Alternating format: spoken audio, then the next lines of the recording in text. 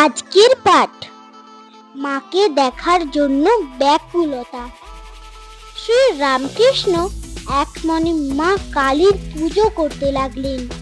মা দেখা দে বলে ব্যাকুল হয়ে তাকে ডাকতে লাগলেন। মাকে সাক্ষাৎ দেখতে চাইলেন তিনি। রামপ্রসাদ তো মা কালীকে সাক্ষাৎ দেখেছিলেন। ভারতের কত সাধক মুনি ঋষি হাজার হাজার বছর ধরে কত রূপে তো ভগবানকে সাক্ষাৎ দেখেছেন। যেমন আর 5 জনকে দেখা যায় তেমনই স্পষ্টভাবে দেখেছেন। তাহলে তাকেই বা মা কালী দেখা দেবেন না কেন?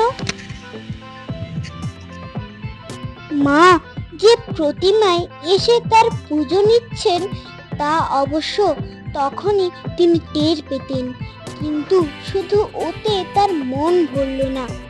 তোমরা খেলা করে বাড়ি ফিরে মা বলে ডাকলেই তোমাদের মা যেমন সামনে আসেন, আদর করেন, কথা বলেন, ঠিক তেমনি ভাবে মাকে তিনি পেতে চাইলেন।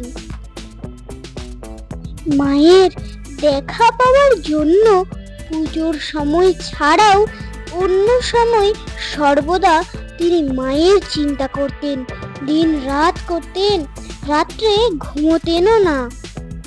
কালীবাড়ির উত্তর দিকে পঞ্চবটির পাশে তখন জঙ্গল ছিল। রাত্রে সবাই ঘুমোলে তিনি সেখানে একা গিয়ে এক মনে মাকে ডাকতেন। হৃদয় টের পেল রাত্রে মামা কোথায় যায়। একদিন পিছু পিছু গিয়ে দেখে মামা পঞ্চবটির পাশের জঙ্গলে ঢুকে একটা আমলকি গাছের নিচে বসে ধ্যান করছে। ভাবলে মামার মাথা খারাপ হয়ে গেছে। মামাকে ভূতের ভয় দেখিয়ে উঠে আনার জন্য সে দূর থেকে ঢিল ছুঁড়তে লাগলো, কিন্তু শ্রী রামকৃষ্ণ কিছুতেই টের পেলেন না।